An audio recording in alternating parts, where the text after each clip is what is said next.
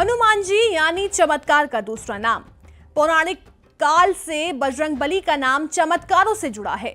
चाहे फिर सीने में बैठे राम जानकी के दर्शन करवाना हो या फिर लक्ष्मण जी को जीवित करने के लिए संजीवनी बूटी लाना हो, न सिर्फ पौराणिक काल बल्कि कलयुग भी हनुमान जी के चमत्कारों से सजा है। हमारे देश में जगह जगह पर हनुमान जी के प्राचीन चमत्कारिक मंदिर हैं। इन्हीं में से एक है संगम किनारे लेटे हनुमान जी का मंदिर। अपने आप में अनोखे इस मंदिर में हनुमान जी की प्रतिमा खड़ी हुई नहीं बल्कि लेटी हुई अवस्था में विराजमान है। आखिर क्या वजह है कि यह हनुमान जी लेटी हुई अवस्था में है? संगम के किनारे स्थित इस मंदिर के बारे में कहा जाता है कि संगम स्नान के बाद यहाँ दर्शन नहीं किए तो स्नान अधूरा माना जाता है। आइए जानते हैं कि हनुमान जी की इस प्रतिमा का रहस्य और कैसे हुई इस मंदिर की स्थापना। दुनिया में कुछ ही जगह ऐसी हैं जहां हनुमान जी की लेटी हुई मूर्तियां हैं। इसमें सबसे खास प्रतिमा प्रयागराज में है। प्रयागराज में संगम के किनारे हनुमान जी का लेटी हुई स्थिति में मंदिर है। ये प्रतिमा करीब 20 फीट लंबी है, जमीन से 6 से 7 फीट नीचे तक जाती है। अगर कोई संगम में स्नान करने आता है तो बगैर इसके दर्शन के स्नान अधूरा माना जाता है। क्या है संगम के लेटे हनुमान की कहानी? अब आइए प्रयागराज के लेटे हुए हनुमान जी के बारे में जानते हैं।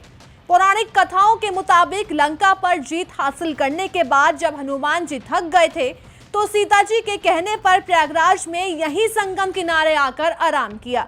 इसी वजह से वो यहाँ लेटे हुए हैं। 600 से 700 साल पुराना है ये मंदिर।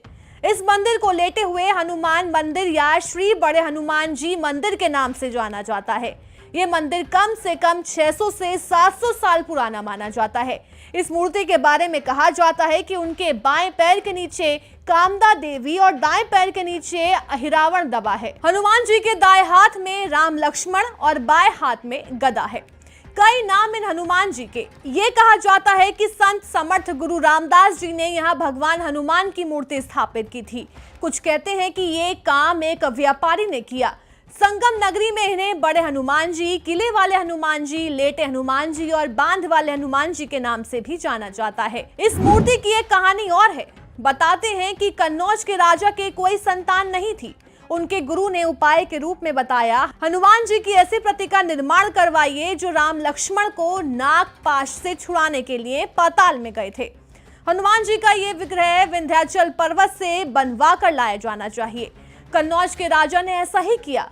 वो विंध्याचल में हनुमान जी की प्रतिमा नाव से लेकर आए, तभी अचानक से नाव टूट गई, प्रतिमा जलमग्न हो गई। राजा को बहुत दुख हुआ, वो अपने राज्य वापस लौट गए। इस घटना के कई सालों बाद जब गंगा का जलस्तर घटा तो वहां धुनी जमाने का प्रयास कर रहे राम भक्त बाबा बालगिरी महाराज को ये प्रतिमा मिली। फिर उसके बाद वहां के राजा द्वारा मंदिर का निर्माण करवाया गया। हनुमान जी को नहलाने आती है गंगा मां। मान्यता है कि जिस साल गंगा जी हनुमान जी को स्नान कराती है उस साल सुख समृद्धि रहती है। प्रयागराज पहला ऐसा शहर है जहां पर लोग बाढ़ आने का इंतजार करते हैं ताकि गंगा जी हनुमान जी को दर्शन दें।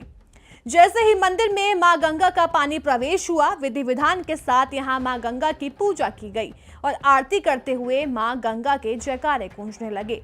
जानकारी के लिए बता दें कि प्रयागराज के लेटे हनुमान जी न केवल एक अद्भुत मूर्ति है बल्कि वो विश्वास, संरक्षण और सेवा के प्रतीक हैं।